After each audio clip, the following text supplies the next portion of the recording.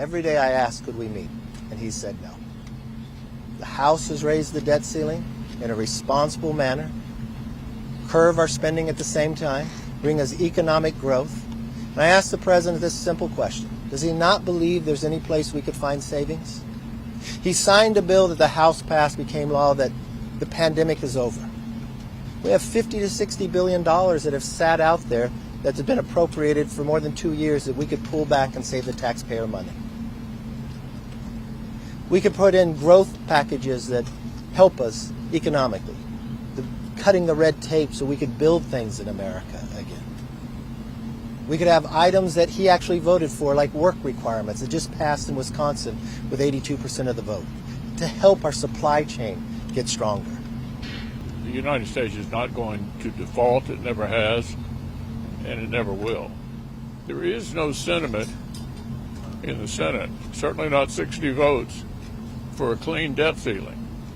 So there must be an agreement, and the sooner the President and the Speaker can reach an agreement, the sooner we can solve the problem. You can't spend more money, which his budget does, than the pandemic. They added $6 trillion when they're in the majority, and what happened? We got inflation. We hurt every family in America. I think the best thing we can do is find places that we can eliminate waste, find places that we can grow this economy, and that's exactly what the House bill does. Look, the solution is between the one person in America who can sign a bill into law and the Speaker of the House. And the sooner they get together, the better. If they get together, the bill will pass both the House and the Senate on a bipartisan basis. I sat out here. I want to have something responsible. I want to have something sensible. And then I just say to you and the American public, would it be wrong if you took hardworking taxpayers' money and you had billions of dollars appropriated for a pandemic that is now over? Why wouldn't you pull that back?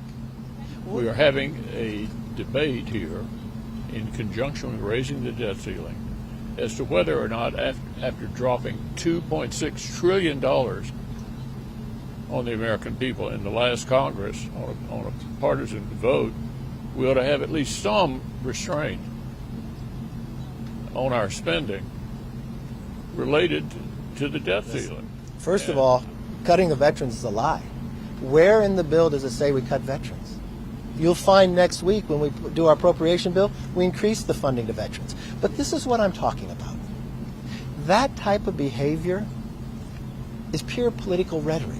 This is too important issue to play political games with. So if one side's going to sit back and say those type of things, all I'm asking is that we spend the amount of money we spent 5 months ago.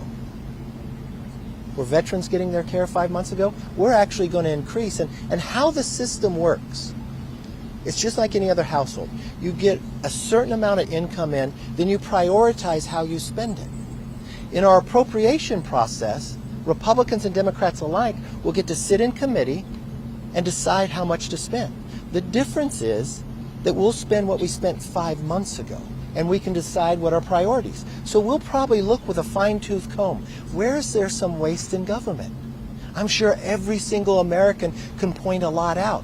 So we can spend more on the veterans, and we can spend less on the waste.